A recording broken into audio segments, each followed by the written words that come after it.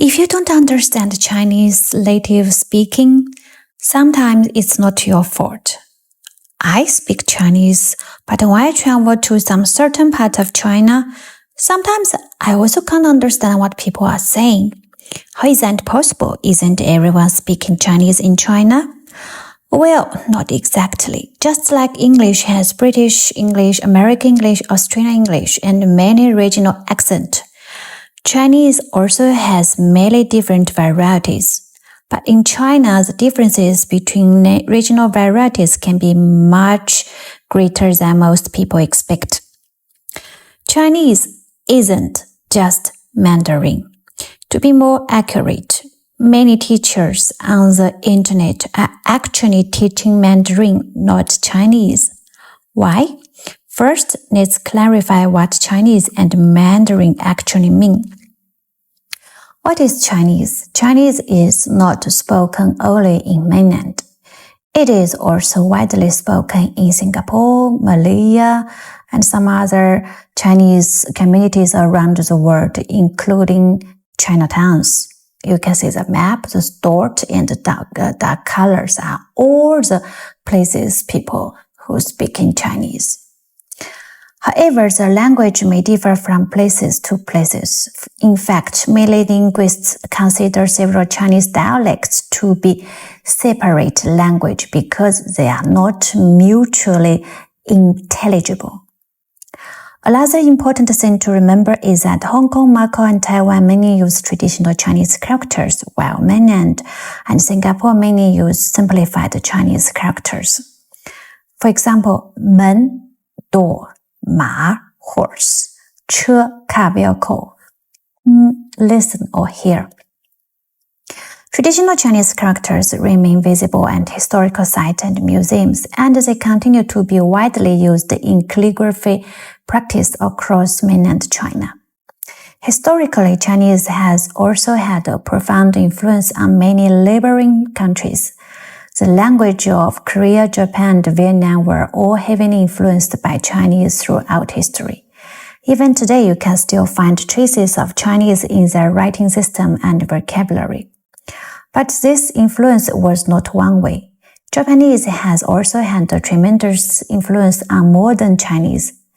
During the late Qing dynasty and the early 20th century, many modern Chinese words, especially those related to science such as physics, chemistry, philosophy, politics, economics, and other academic fields were borrowed from Japanese. Japanese also reinforced the tendency for modern Chinese to use two-syllable words, whereas classic Chinese was largely monosyllable. So when we say Chinese, we were referring to much more than just one spoken language. Chinese is a language family with many regional varieties, a shared writing system, and a long cultural history. I guess there are many people on the internet already shared about this knowledge. So, what is Mandarin? Mandarin, or you can call it 普通话, is a standard language of China. It is based on the pronunciation of Beijing, so Northern Mandarin dialect, and modern standard written Chinese. This is a map from the official Chinese textbook. Somehow I think the real situation is more complicated like this, but anyhow, I'm nobody. I just use those big guys' content and added my comment. Today, 普通话 is used in Chinese government offices, televisions, public transportation across the country. It allows people from different regions and even different ethnic groups to communicate with one another. However, Mandarin is only one variety of Chinese. Beijing dialect is also not equivalent to Mandarin. Many local expressions also deleted from the textbook. Of course, but if you want to speak Beijing dialect, well, you can try.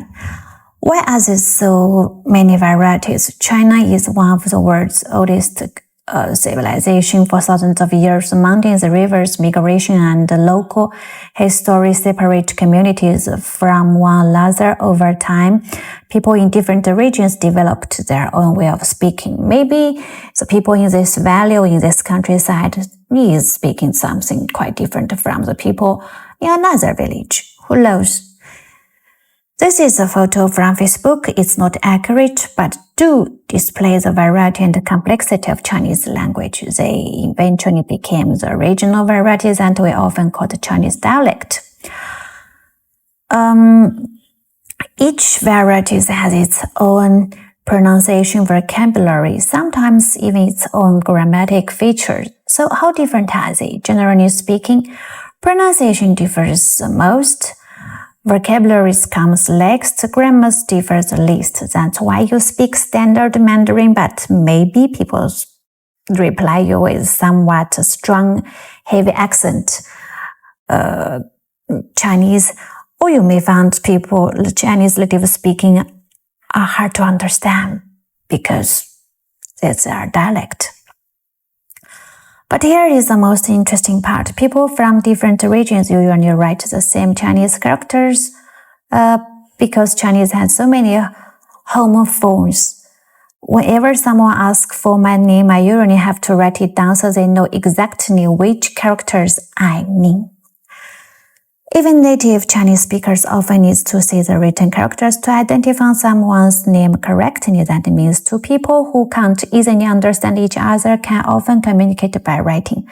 That's one of the reasons learning Chinese character is so valuable. But in my teaching career, I know some students just tell me, hey, I only want to learn speaking Chinese or Chinese. That's okay if you just for travel or temporarily live in the bubble.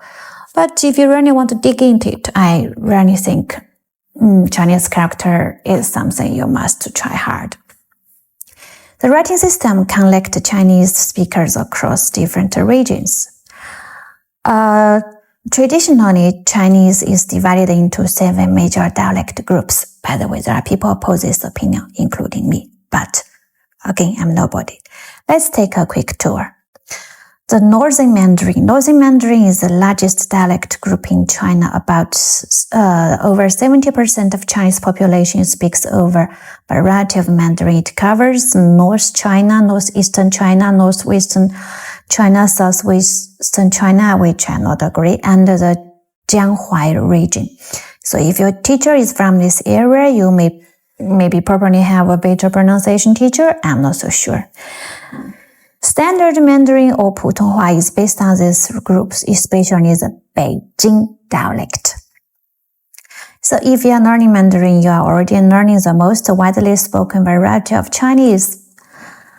However, don't assume that everyone who speaks Mandarin sounds exactly like the standard language. People from different places often speak Putonghua with noticeable local accent. Okay, second is Wu Yu or Wu Chinese is spoken mainly in Shanghai, Zhejiang province. Yeah, Shanghai, you know that. And the southern Jiangsu province. Many people know it as Shanghailese, although the Suzhou dialect has traditionally been regarded as its representative variety. Wu sounds very different from Mandarin. Its pronunciation, vocabulary, even some grammatical features differ considerably. Most Mandarin speakers can't understand Wu without learning it separately. But nowadays, if you go Shanghai is already become immigrant places. People can speak proper Mandarin, I guess. But don't talk to grandpas. I don't guarantee that they can speak Mandarin properly. Today, about 70% of Han Chinese population speak Wu Chinese, Wu Xiang Yu. Xiang Chinese. Xiang is mainly spoken in Hunan province. Its representative varieties in the Changsha dialect. There are 2 major branches of Xiang Chinese, Old Xiang and New Xiang. Over time, New Xiang has been heavily influenced by Mandarin, while Old Xiang preserves some traditional linguistic features. Because of this, speakers from different parts of Hunan may sound quite different from one another. By the way, Hunan is also famous for the spicy food. Gan Chinese is spoken mainly in Jiangxi province. Its representative varieties is a Nanchang dialect. Although Gan has fewer speakers than some other dialect groups, it has a long history and many distinctive linguistic features. Like other regional variety of Chinese, it has developed independently over many centuries. Okay, 客家话. 客家话 Chinese is spoken across a wide area, including Canton, Fujian, Jiangxi, Taiwan, Guangxi, Hunan, Sichuan, and even some other corner of the world. Why? Because they're doing business everywhere, including the whole world. Unlike many other Chinese dialect groups, Hakka Kejia speakers are geographically scattered. Even so, Kejia remain remarkably consistent. People from different provinces can often understand one another quite well. This reflects the migration history of the Hakka or Kejia people over many centuries. Ming Chinese, Ming Nanyu. Ming Chinese is one of the most diverse Chinese dialect group. It is spoken mainly in Fujian province, Taiwan, parts of Guangdong, Hainan, and many overseas Chinese communities. Ming Chinese is divided into several subgroups, including blah, blah, blah, blah. You don't want to know it, I know. The language that many people simply call Taiwanese is actually a variety of Southern Ming. Of course, I know people have different idea, but this is general picture. One fascinating feature of Ming Chinese is its diversity, but it's also difficult for people to understand. Some Ming varieties are so different that speakers from different regions may not understand one another, even though they are all classified as Ming Chinese. Seventh Cantonese, finally this is Cantonese, also known as Yue Chinese, Yue. It is mainly spoken in Canton Province, Guangxi, Hong Kong, and Macau. It is representative variety in Guangzhou Cantonese. Many overseas Chinese communities have traditional spoken Chinese. As a result, for many foreigners, Cantonese, not Mandarin, was the first form of Chinese they ever encountered. Compared with Mandarin, Cantonese preserved many historical sounds from earlier stage of Chinese. Oh, by the way, I personally like the Cantonese music. It also has a richer tone system, making it sound quite different from Mandarin. Yeah, I know you guys hate the tone, but Cantonese has its own story about tone. For learners who already know Mandarin, Cantonese is usually considered a completely different spoken system and must be learned separately. Okay, a quick summary. Although these 7 dialect groups all belong to the Chinese language family, they can differ greatly from each other. Generally speaking, pronunciation. Remember, pronunciation differs the most, vocabulary comes least, grammar is usually similar, differs the least. However, despite these differences, they all share the same writing system. That's why people from different parts of China may struggle to understand each other's speech, yet still be able to communicate through written Chinese. Of course, this is only traditional classification. Again, modern linguistics sometimes classify Chinese varieties differently, but the 7-group system is still one of the most common introduced in school and textbook. I personally think the reality is much more complicated than the 7-group system. What does this mean to Chinese learners? The good news is that if you know Mandarin, you can communicate almost everywhere in China, but don't be surprised if you hear local people speaking sometimes completely different. And don't be surprised that people say your pronunciation is good. It's really good because their own Chinese may have a strong accent like you, or maybe you don't have accent at all. That's perfectly normal. Many Chinese people grew up speaking a local dialect at home and then learn Putonghua at school. Thanks to government policy promoting Putonghua or Mandarin as well as rapid development of television, internet, modern communication, Mandarin or Putonghua has become more widespread than ever before.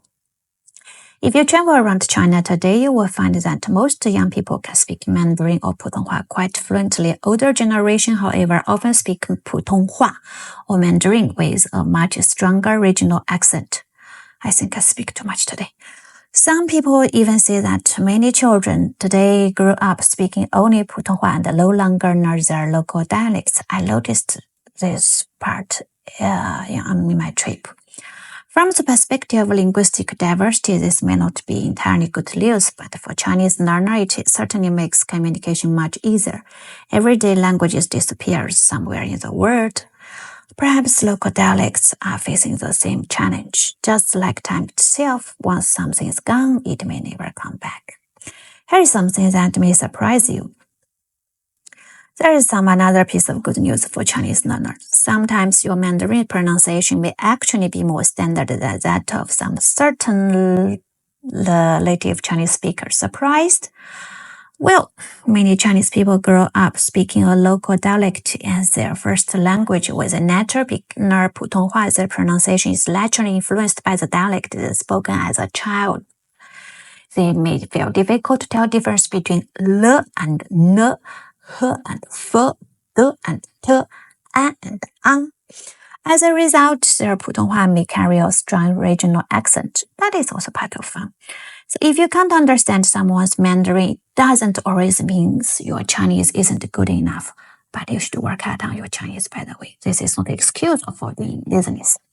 Sometimes their Putonghua simply isn't standard. So don't lose confidence. Why does China promote Putonghua?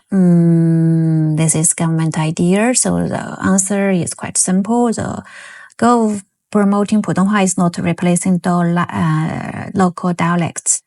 The important part of regional culture, history, identity, and family tradition. Instead, Putonghua serves as a common language that allows people from different regions, even different ethnic groups, to communicate without barrier. This is from the government statement. I'm a parrot for this part. It creates a shared linguistic bridge across such a large and diverse country, while local dialect continues to be spoken within families and local communities, and least that is ideal. 3 facts I would like you to remember before we finish. First, pronunciation differs the most. Second, vocabulary comes least. Third, grammar differs least. Perhaps the most remarkable feature of this, the written system is shared. When 2 Chinese speakers can't understand each other, they can understand the same written text. Okay, conclusion. So next time when someone tells you, I speak Chinese, you will know the story is much more interesting than that. Chinese just doesn't Mandarin. It's a family of regional variety of shared writing systems and thousands of years of history, migration, and culture. If you're learning Mandarin, you are opening the door to a world of richest linguistic tradition, and who knows, maybe one day you will even learn one of China's regional dialect as well. I don't need you to like this video, but you can let me know which Chinese dialect are you most curious about. I'd love to hear your answer. When I have time, I reply you or a lot. And the reason I made my channel is called Chinese Stickers because it's from real life.